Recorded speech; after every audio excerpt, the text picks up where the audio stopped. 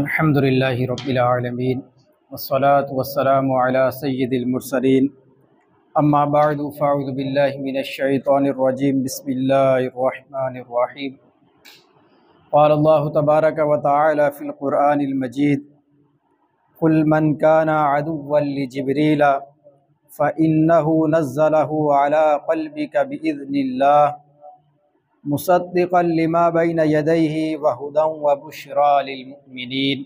صدق اللہ العظیم۔ آج یکم محرم الحرام کا دن ہے۔ اسلامی لحاظ سے آج نیا سال 1447 ہجری شروع ہو چکا ہے۔ اللہ تبارک و تعالیٰ کی بارگاہ میں دعا ہے کہ اللہ پاک اس سال کو ہمارے لیے برکتوں والا بنائے اور ہمارے لیے نیکیوں والا یہ سال بنائے، کامیابیوں والا بنائے، مشکلات سے، پریشانیوں سے ہمیں محفوظ فرمائے۔ لیکن اس سال کے شروع ہونے کے ساتھ ہی جن ہستی نے ہجری سن کی ابتدا کی تھی، میری مراد خلیفہ دوم امیر المؤمنین خلیفۃ المسلمین مراد رسول سسر مصطفیٰ داماد مرتضیٰ حضرت سیدنا عمر فاروق اعظم رضی اللہ تعالی عنہ، آپ کو یکم محرم کے دن ہی شہید کیا گیا۔ یعنی وار تو پہلے ہوا تھا لیکن آپ کی شہادت یکم محرم الحرام کے دن ہوئی۔ تو جنہوں نے اس ہجری سن کی ابتدا کی تھی ان کا یوم شہادت بھی اسی یکم محرم الحرام کو ہے۔ آج انشاءاللہ ان کا ذکر خیر ہم سنیں گے، اور اللہ تبارک و تعالیٰ نے ان کو جو شانیں عطا فرمائیں، جو مقام اور مرتبہ عطا فرمایا، وہ سننے کی سعادت حاصل کریں گے۔ نبی کریم صلی اللہ تعالیٰ علیہ وسلم نے کثیر احادیث کے اندر حضرت عمر فاروق رضی اللہ تعالیٰ عنہ کی شانوں کو بیان فرمایا ہے۔ وجہ کیا تھی کہ انہوں نے اخلاص کے ساتھ نبی کریم علیہ السلام کا ساتھ دیا، سفر کے اندر، حضر کے اندر، مشکلات کے اندر، آسانیوں کے اندر، جب بھی وقت آیا انہوں نے دین اسلام کا ساتھ دیا، نبی کریم علیہ السلام کے ساتھ کھڑے ہوئے، تو اللہ تبارک و تعالیٰ نے انہیں یہ مقام اور مرتبہ عطا فرمایا۔ حدیث پاک کے اندر نبی کریم صلی اللہ تعالیٰ علیہ وسلم ارشاد فرماتے ہیں، فرمایا ما طلعت الشمس علی رجل خیر من عمر۔ نبی کریم علیہ السلام فرماتے ہیں حضرت عمر سے بہتر کسی آدمی پر سورج طلوع نہیں ہوا۔ یہ حدیث پاک کے اندر نبی کریم علیہ السلام نے ان کی شان بیان فرمائی۔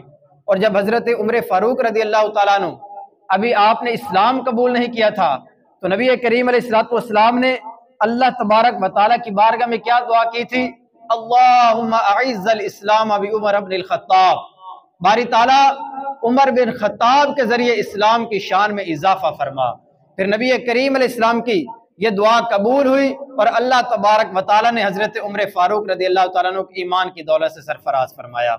اس لیے آپ کو مراد رسول کہا جاتا ہے کہ نبی کریم علیہ السلام نے آپ کو اللہ تبارک و تعالیٰ کی بارگاہ میں مانگا تھا، اللہ پاک کی بارگاہ میں دعا کر کے حضرت عمر فاروق رضی اللہ تعالیٰ عنہ کو نبی کریم علیہ السلام نے حاصل کیا تھا۔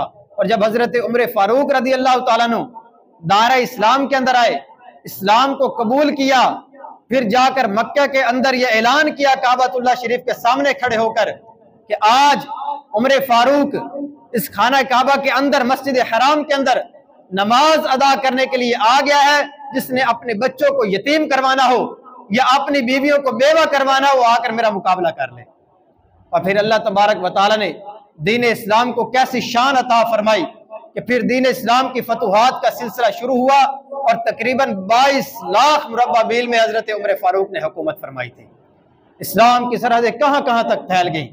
نبی کریم علیہ السلام کا ایک اور فرمان سنیے، حدیث پاک میں فرمایا آسمان کے سارے فرشتے عمر کی عزت کرتے ہیں، اور زمین کا ہر شیطان عمر بن خطاب سے خوف کھاتا ہے۔ یہ حدیث پاک میں نبی کریم علیہ السلام نے بیان فرمایا آسمان کے سارے فرشتے عمر کی عزت کرتے ہیں، اور زمین کا ہر شیطان عمر بن خطاب سے لرزتا ہے، ان سے ڈرتا ہے۔ اور ایک حدیث پاک میں یہاں تک فرمایا اے عمر، آپ وہ ہیں جن کو دیکھ کر شیطان بھی رستہ بدل لیتا ہے۔ آپ کا خوف اتنا تھا، آپ اتنا عدل فرماتے تھے۔ ایک دفعہ آپ گلی کے اندر جا رہے تھے، سامنے دیکھا کہ ایک شخص جو ہے وہ شراب کی بوتل لے کر آ رہا ہے۔ اب جب اس نے سامنے دیکھا کہ عمر بن خطاب سامنے آ رہے ہیں، انہوں نے دیکھ لیا تو ان سے بچنے کی کوئی امید نہیں ہے، انہوں نے اسلامی جو حد ہے وہ میرے اوپر نافذ کر دینی ہے۔ وہ خوف کے مارے اتنا ڈرا، دل ہی دل میں اللہ تبارک و تعالیٰ کی بارگاہ میں یہ دعا کی کہ باری تعالیٰ آج مجھے عمر بن خطاب سے بچا لے، میں تیری بارگاہ میں توبہ کرتا ہوں، آئندہ میں کبھی شراب نہیں پیوں گا۔ اللہ تبارک و تعالیٰ نے اس کی دعا کو ایسا قبول کیا کہ جب حضرت عمر فاروق رضی اللہ تعالیٰ عنہ کے قریب پہنچا، آپ نے پوچھا بوتل کے اندر کیا ہے؟ تو اس نے کہا کہ سرکہ ہے، شراب کا نام نہیں لیا بلکہ کہا سرکہ ہے۔ جب حضرت عمر رضی اللہ تعالیٰ عنہ نے دیکھا تو واقعی اس بوتل کے اندر سرکہ موجود تھا۔ یہ آپ کا عدل اور انصاف تھا، اور دین اسلام کے معاملات کے اندر آپ کی پختگی تھی کہ کسی کے لیے کوئی معافی نہیں ہے۔ جو دین اسلام کے احکامات پر عمل نہیں کرتا تھا، آپ کا عدل جو ہے وہ دنیا کے اندر مشہور تھا۔ آگے سنیے، نبی کریم صلی اللہ تعالیٰ علیہ وسلم آپ ارشاد فرماتے ہیں، فرمایا سراج اہل الجنہ، عمر جو ہے وہ اہل جنت کا چراغ ہیں۔ ایک اور حدیث پاک میں نبی کریم علیہ السلام فرماتے ہیں ھذا رجل لا يحب الباطل، عمر وہ شخص ہے جو باطل چیز سے محبت نہیں کرتا، حق کے ساتھ ہمیشہ عمر کھڑا ہوتا ہے، جس طرف عمر ہوگا حق اسی طرف ہوگا، باطل کا کبھی عمر ساتھ نہیں دیتا۔ یہ حدیث پاک کے اندر نبی کریم علیہ السلام نے ان کی شانوں کو بیان فرمایا۔ حضرت عمر رضی اللہ تعالیٰ عنہ کے بارے میں نبی کریم علیہ السلام نے فرمایا رضا اللہ رضا عمر، فرمایا کہ اللہ پاک کی رضا عمر کی رضا ہے۔ پھر آگے کیا ارشاد فرمایا ورضا عمر رضا اللہ، اور عمر کی رضا اللہ پاک کی رضا ہے۔ یعنی حضرت عمر فاروق رضی اللہ تعالیٰ عنہ کبھی بھی اللہ تبارک و تعالیٰ کی رضا سے ہٹ کر کوئی کام نہیں کرتے۔ آپ جو بھی کام کرتے ہیں وہ اللہ رسول کے احکامات کے مطابق ہی کرتے ہیں۔ جس کام میں بھی اللہ رسول کی ناراضی ہوتی ہے، حضرت عمر فاروق رضی اللہ تعالیٰ عنہ اس کام سے دور رہتے ہیں۔ نبی کریم علیہ السلام ترمذی شریف کی حدیث پاک میں کیا ارشاد فرماتے ہیں، فرمایا ان اللہ جعل الحق علی لسان عمر وقلبہ، فرمایا اللہ تبارک و تعالیٰ نے عمر کی زبان اور دل پر حق کو جاری فرما دیا ہے۔ حضرت عمر فاروق رضی اللہ تعالیٰ عنہ وہ ہستی ہیں کہ حق ان کے ساتھ رہتا ہے، وہ اپنی زبان سے جو بھی کلمہ ادا کرتے ہیں اس کے اندر اللہ رسول کے احکامات کی نافرمانی نہیں ہوتی، حق ان کی زبان پر اللہ پاک نے جاری کر دیا ہے۔ کوئی غلط کوئی باطل چیز آپ کی زبان سے ادا نہیں ہوتی۔ زبان سے ادا ہونا تو دور کی بات، فرمایا اللہ تبارک و تعالیٰ نے عمر کے دل پر بھی حق جاری فرما دیا ہے، ان کے دل میں بھی کبھی کوئی باطل خیال نہیں آیا۔ یہ شان اللہ تبارک و تعالیٰ نے حضرت سیدنا عمر بن خطاب رضی اللہ تعالیٰ عنہ کو عطا فرمائی۔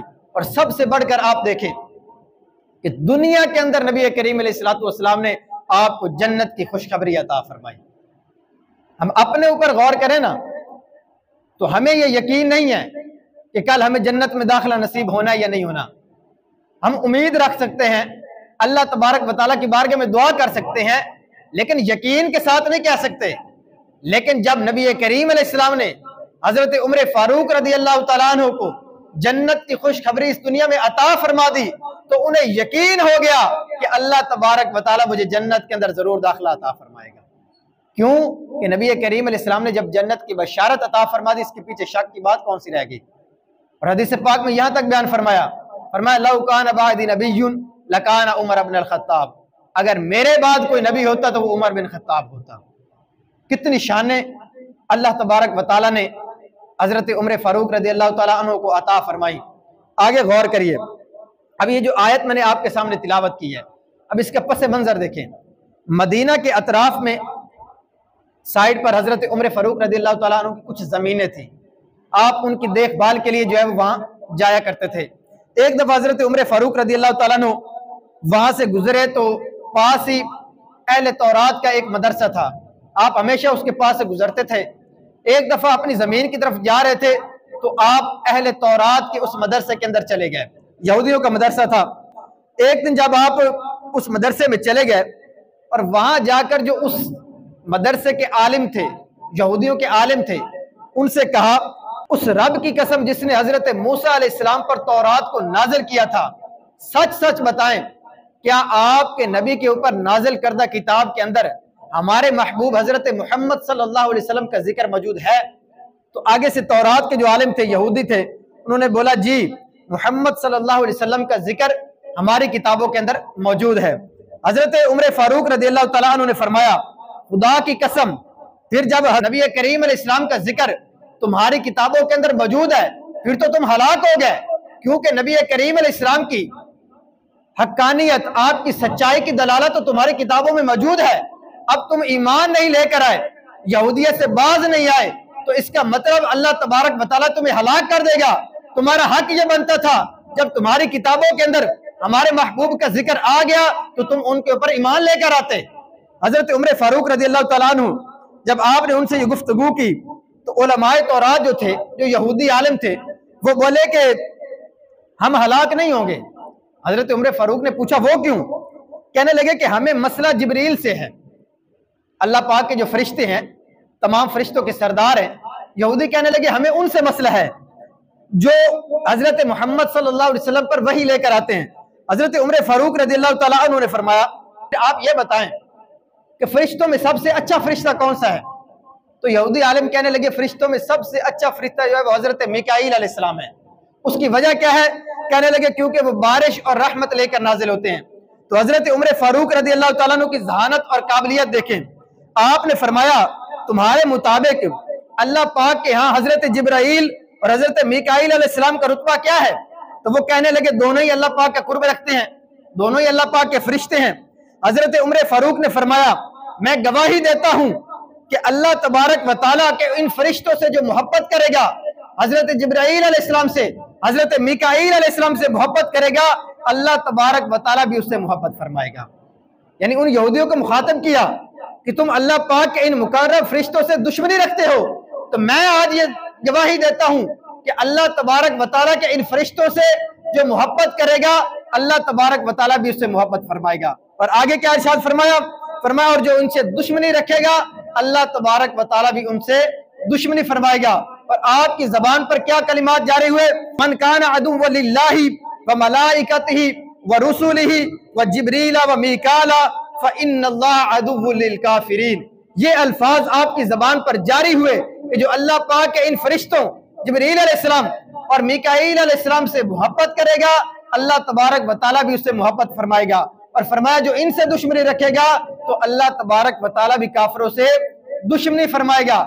آپ کی زبان سے یہ کلمات جاری ہوئے، آپ واپس نبی کریم علیہ السلام کی بارگاہ میں جب حاضر ہوئے تو نبی کریم علیہ السلام نے فرمایا اے عمر وہ آیات سناؤں جو ابھی نازل ہوئی ہیں؟ حضرت عمر فاروق نے عرض کی یا رسول اللہ کیوں نہیں؟ نبی کریم علیہ السلام نے قرآن پاک کی سورہ بقرہ کی آیت نمبر 98 جو ہے وہ تلاوت فرمائی، من کان عدو للہ وملائکتہ ورسلہ وجبریل ومیکال فإن اللہ عدو للکافرین۔ جو الفاظ ان یہودی عالموں کے سامنے حضرت عمر فاروق کی زبان سے جاری ہوئے تھے اللہ تبارک و تعالیٰ نے وہی الفاظ قرآن پاک کی آیت کے طور پر نازل فرما دیے۔ یہ ہے آپ کی شان کہ آپ نے تو ان سے گفتگو کی تھی اور یہ کلمات ادا فرمائے تھے۔ اللہ تبارک و تعالیٰ کو یہ کلمات اتنے پسند آئے کہ اپنے محبوب بندے کی لاج رکھتے ہوئے اللہ تبارک و تعالیٰ نے وہی کلمات قرآن پاک کی آیت کے طور پر نازل فرما دیے۔ یہ شان اللہ تبارک و تعالیٰ نے حضرت عمر فاروق رضی اللہ تعالیٰ عنہ کو عطا فرمائی۔ سیدی اعلیٰ حضرت فرماتے ہیں نا ترجمان نبی ہم زبان نبی جان شان عدالت پہ لاکھوں سلام۔ یعنی فرمایا کہ نبی کریم علیہ السلام جو کلمات آپ کی زبان سے جاری ہوتے تھے وہی کلمات حضرت عمر فاروق رضی اللہ تعالیٰ عنہ کی زبان سے بھی جاری ہوتے تھے۔ گویا آپ نبی کریم علیہ السلام کے ترجمان تھے کہ جو کلمات نبی کریم علیہ السلام کے ہوتے وہی کلمات آپ بھی ادا فرماتے ہیں۔ اور یہ ایک آیت نہیں ہے، اس طرح کی اور کئی آیات علماء نے ذکر فرمائی ہیں جو حضرت عمر فاروق رضی اللہ تعالیٰ عنہ کی تائید میں اللہ تبارک و تعالیٰ نے نازل فرمائی۔ آگے سنیں۔ اچھا اب اس آیت سے ہمیں سبق کیا ملتا ہے؟ پہلے نمبر پر تو سبق ہمیں یہ ملتا ہے کہ اللہ پاک کے جو محبوب بندے ہوتے ہیں ہمیں ان سے بھی محبت رکھنا ضروری ہے۔ آپ دیکھیں یہودی جو ہے وہ اللہ پاک کا انکار نہیں کرتے تھے بلکہ وہ کن کا انکار کرتے تھے؟ حضرت جبریل علیہ السلام کا۔ حضرت عمر فاروق کی بارگاہ میں انہوں نے کیا کہا کہ ہمیں مسئلہ جبریل سے ہے جو وہی لے کر آتے ہیں۔ تو فرمایا کہ اس آیت کے اندر اللہ تبارک و تعالیٰ نے کیا فرمایا کہ جو اللہ اور اس کے رسول کا دشمن ہو، اس کے انبیاء کا دشمن ہو، اس کے ملائکہ کا دشمن ہو، اور ساتھ ذکر بھی فرما دیا بالخصوص جبریل علیہ السلام اور میکائیل علیہ السلام کا، فرمایا جو ان کو محبوب رکھے گا اللہ تبارک و تعالیٰ بھی انہیں محبوب رکھے گا، اور جو ان سے دشمنی کرے گا اللہ تبارک و تعالیٰ بھی ان سے دشمنی فرمائے گا۔ تو فرمایا پہلا سبق تو اس آیت سے ہمیں یہ ملتا ہے کہ اللہ تبارک و تعالیٰ کی محبت کے ساتھ ساتھ اس کے محبوب بندوں سے محبت رکھنا بھی ہمارے لیے کیا ہے؟ ضروری ہے۔ اگر اس کے محبوب بندوں کے ساتھ محبت نہیں رکھیں گے تو آگے انجام کیا ہوگا؟ سنیے، دو آدمیوں کے ساتھ نا اللہ تبارک و تعالیٰ نے اعلان جنگ فرمایا ہے۔ کتنے قسم کے آدمی ہیں؟ دو قسم کے۔ ایک تو ہیں سود کا لین دین کرنے والے۔ قرآن پاک کے اندر اس چیز کو بیان فرمایا کہ جو سود کا لین دین کرتا ہے، جو سود خور ہوتا ہے، سودی آدمی ہوتا ہے، وہ اللہ رسول کے ساتھ اعلان جنگ کرنے والا ہے، اور اللہ رسول کی اس کے ساتھ اعلان جنگ ہے۔ دوسرا آدمی کون سا ہے؟ جس کے ساتھ اللہ تبارک و تعالیٰ نے اعلان جنگ فرمایا ہے، وہ ہے اللہ پاک کے اولیاء، اللہ پاک کے دوستوں سے بغض رکھنے والا، ان سے عداوت رکھنے والا۔ کیسے؟ بخاری شریف کی حدیث پاک ہے، یہ حدیث قدسی ہے۔ حدیث قدسی کسے کہتے ہیں؟ کہ زبان نبی کریم علیہ السلام کی ہوتی ہے، فرمان اللہ تبارک و تعالیٰ کا ہوتا ہے۔ بخاری شریف کے اندر نبی کریم علیہ السلام ارشاد فرماتے ہیں کہ اللہ پاک ارشاد فرماتا ہے من عاد لی ولیا فقد آذنتہ بالحرب۔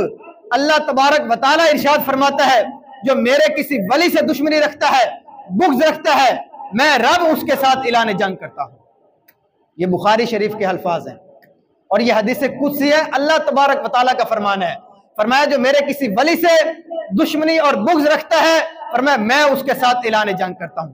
یہ کائنات کے اندر یہ دو ہی ایسے بد نصیب شخص ہیں جن کے ساتھ اللہ تبارک و تعالیٰ نے اعلان جنگ فرمایا، ایک سود کا لین دین کرنے والا اور دوسرا اولیاء اللہ سے بغض رکھنے والا، ان سے عداوت رکھنے والا۔ اور انجام کیسا ہوتا ہے آپ غور کریے۔ امام ابن ابی دنیا رحمت اللہ تعالیٰ علیہ بہت بڑے محدث گزرے ہیں، انہوں نے واقعہ یہ لکھا ہے اپنی کتاب کے اندر کہ ایک ابو خصیب نامی شخص تھا۔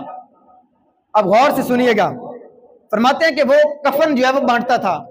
جب بھی اپنے علاقے میں کہیں سنا کہ کوئی شخص فوت ہو گیا ہے، اس کے اہل خانہ کفن کا انتظام کرنے سے قاصر ہیں، اتنی ان کے پاس استطاعت نہیں ہے، تو یہ شخص ان کا کفن لے کر وہاں پہنچ جاتا اور ان کی مدد کرتا، کفن ان کو دے دیتا۔ ایک دفعہ یہ ابو خصیب بھی بیان کرتے ہیں کہ میں ایک شخص کے پاس پہنچا، مجھے پتا چلا کہ وہاں ایک شخص فوت ہوا ہے، اس کے اہل خانہ کے پاس جو ہے وہ کفن دینے کے لیے پیسے نہیں ہیں۔ تو یہ وہاں پر پہنچے، دیکھا کہ اس کے پیٹ کے اوپر انہوں نے اینٹ رکھی ہوئی ہے، نہ اس کو ابھی غسل دیا ہے، نہ اس کے کفن کے انتظام ہے۔ جب معلوم کیا تو پتا چلا کہ ان کے پاس پیسے نہیں ہیں۔ فوراً اس نے ایک بندے کو بھیجا، وہ کفن بازار سے لے کر آیا اور اس نے کفن اس کے اہل خانہ کے حوالے کر دیا۔ اب آپ آگے سنیے گا، جب اس نے کفن ان کو دے دیا تو اچانک دیکھا کہ مردے کے اندر حرکت پیدا ہوئی، مردہ اٹھ کر بیٹھ گیا اور اس کی زبان سے کلمات کیا ادا ہوئے، کہنے لگا ہائے آگ، ہائے آگ۔ ابو خصیب کہتے ہیں میں نے اسے کہا کہ لا الہ الا اللہ کا ورد کرو، کلمہ طیبہ پڑھو۔ کہنے لگا اس کلمے کے پڑھنے کا اب مجھے کوئی فائدہ نہیں ہوگا۔ اس کی وجہ کیا ہے؟ اگلے الفاظ سنیے، کہتے وہ مردہ بولا کہ مجھے آگ کی طرف لے جایا گیا، مجھے جہنم کے اندر میرا ٹھکانہ دکھایا گیا۔ اور اگلے الفاظ کیا کہنے لگا؟ اللہ تبارک و تعالی کوفہ کے اس شخص پر لعنت فرمائے جس نے میرے دل کے اندر مجھے بھٹکا کر مجھے صحابہ کرام علیہ مردوان کا گستاخ بنا دیا، اور اس کے کہنے کی وجہ سے میں حضرت ابوبکر صدیق رضی اللہ تعالیٰ عنہ اور حضرت عمر فاروق رضی اللہ تعالیٰ عنہ کو گالیاں دیا کرتا تھا۔ یہ کلمات اس نے ادا کیے تھے۔ کہا کہ اس بوڑھے شخص کی باتوں میں آ کر میں بھٹک گیا تھا، میں گمراہ ہو گیا تھا، نبی کریم علیہ السلام کے اصحاب کو میں گالیاں دینے لگ گیا۔ اس کا انجام یہ ہوا ہے کہ اب میں دنیا سے چلا گیا ہوں، مجھے واپس اسی لیے اٹھایا گیا ہے تاکہ میں دنیا والوں کو بتا دوں کہ نبی کریم علیہ السلام کے اصحاب کی گستاخی کرنے کی وجہ سے، ان کو گالیاں دینے کی وجہ سے اللہ تبارک و تعالی ایسے شخص کا ٹھکانہ جہنم کے اندر بناتا ہے۔ یہ کہنے کے بعد فوراً وہ شخص گر گیا اور فوراً اپنی اسی مردے والی حالت میں آ گیا۔ یہ کوئی قصہ کہانی نہیں ہے، امام ابن ابی دنیا رحمت اللہ تعالی علیہ نے اس واقعے کو سند کے ساتھ بیان کیا ہے، جیسے حدیث پاک سند کے ساتھ بیان ہوتی ہے نا، فلاں نے فلاں سے بیان کیا، فلاں نے فلاں سے بیان کیا۔ آپ نے اس واقعے کو اس سند کے ساتھ بیان کیا ہے، یہ جھوٹا واقعہ انہوں نے کہا نہیں ہے، اور اتنے بڑے محدث نے اپنی کتاب کے اندر اس واقعے کو بیان کیا ہے۔ یہ ہے اللہ تبارک و تعالیٰ کے محبوب بندوں کے ساتھ بغض اور کینہ رکھنے کا انجام، کہ دنیا سے بھی وہ ذلیل ہو کے گیا اور آخرت کے اندر اللہ تبارک و تعالیٰ نے اس کا ٹھکانہ جہنم کے اندر بنایا۔ اگر آج ہم ایسے کسی شخص کو دیکھیں نا جو اللہ رسول کے بارے میں غلط باتیں کر رہا ہو، یا ایسا عقیدہ رکھنے والا ہو، نبی کریم علیہ السلام کے بارے میں کمزور باتیں کرنے والا ہو، صحابہ اکرام اہل بیت اطہار کے بارے میں کمزور باتیں کرنے والا ہو، کسی ایک بھی صحابی کی گستاخی کرنے والا ہو، فوراً اس شخص سے دور ہو جائیں۔ اس شخص کی صحبت کی وجہ سے آپ کا ایمان ضائع ہو سکتا ہے۔ اگر اس کے پاس بیٹھیں گے تو آپ نبی کریم علیہ السلام کے اصحاب کے گستاخ بن سکتے ہیں، اور ان کی گستاخی کا انجام کیا ہوتا ہے اس واقعے سے آپ سمجھ سکتے ہیں۔ تو اللہ تبارک و تعالیٰ کی محبت کے ساتھ ساتھ، اس کے محبوب علیہ السلام کی محبت کے ساتھ ساتھ، اس کے پیارے بندے جو ہیں صحابہ کرام اہل بیت اطہار اولیاء کرام، ان کے ساتھ محبت کرنا بھی کیا ہے؟ ضروری ہے۔ اگر کوئی ان کے ساتھ بغض رکھتا ہے تو اللہ تبارک و تعالیٰ نے کیا حدیث قدسی میں فرمایا پھر اس شخص کے ساتھ میرا اعلان جنگ ہے۔ اور جس کے ساتھ اللہ تبارک و تعالیٰ اعلان جنگ کر دینا، دنیا اور آخرت کے اندر اس کے پاس بچنے کا کوئی آپشن نہیں ہوتا۔ اب دنیا میں دو شخص لڑے نا آپس میں، ایک کمزور ہے ایک طاقتور ہے، اب ظاہراً تو یہ لگ رہا ہوتا ہے کہ جو طاقتور ہے وہ دوسرے کو پچھاڑ دے گا، لیکن بعض اوقات وہ کمزور شخص بھی اپنی جو ہے وہ ہنر کی وجہ سے اپنے تجربے کی بنیاد پر طاقتور کو ہرا سکتا ہے۔ لیکن جس کے ساتھ اللہ تبارک و تعالیٰ اعلان جنگ فرما دے، وہ بھلے جتنا بھی طاقتور ہو، اس کے بچنے کی کوئی امید نہیں ہے۔ تو عافیت کس میں ہے؟ کہ اللہ تبارک و تعالیٰ کے محبوب بندوں کے ساتھ محبت کرے۔ اللہ تبارک و تعالیٰ ایسے شخص کو دنیا اور آخرت کے اندر اپنا محبوب بندہ بنا لیتا ہے۔ آگے سنیے، اللہ تبارک و تعالیٰ نے کتنی شان حضرت عمر فاروق کو عطا فرمائی۔ وقت بالکل ختم ہونے والا ہے۔ میں نے عرض کیا تھا کہ ایک آیت نہیں ہے، تقریباً 20 کے قریب آیات علماء نے ذکر کی ہیں جو حضرت عمر فاروق رضی اللہ تعالیٰ عنہ کی تائید میں اللہ تبارک و تعالیٰ نے نازل فرمائی۔ ایک آیت تو میں نے ذکر کر دی ہے، آگے سنیں۔ ایک مرتبہ حضرت عمر فاروق رضی اللہ تعالیٰ عنہ نے نبی کریم علیہ السلام کی بارگاہ میں عرض کی، کیا ہم مقام ابراہیم کو مصلی نہ بنا لیں؟ عرض کی یا رسول اللہ، یہ جو مقام ابراہیم ہے جہاں پر حضرت ابراہیم علیہ السلام نے جس پتھر پر کھڑے ہو کر خانہ کعبۃ اللہ شریف کی تعمیر کی تھی، کیا اس مقام کو ہم نماز پڑھنے کی جگہ نہ بنا لیں؟ نبی کریم علیہ السلام نے ان کی یہ بات سنی۔ تھوڑی دیر کے بعد اللہ تبارک و تعالیٰ نے قرآن پاک کی یہ آیت نازل فرمائی، وَاتَّخِذُوا مِن مَّقَامِ إِبْرَاهِيمَ مُصَلًّى، فرمایا اے مسلمانوں، تم ابراہیم علیہ السلام کے کھڑے ہونے کی جگہ کو نماز کا مقام بنا لو۔ یہ شان ہے حضرت عمر فاروق کی، آپ کی یہ خواہش تھی، آپ کی یہ تمنا تھی، نبی کریم علیہ السلام کی بارگاہ میں عرض کی کہ ہم مقام ابراہیم کو نماز پڑھنے کی جگہ بنا لیں۔ اللہ تبارک و تعالیٰ نے قرآن پاک کی آیت نازل فرما کے اس کا حکم ارشاد فرما دیا۔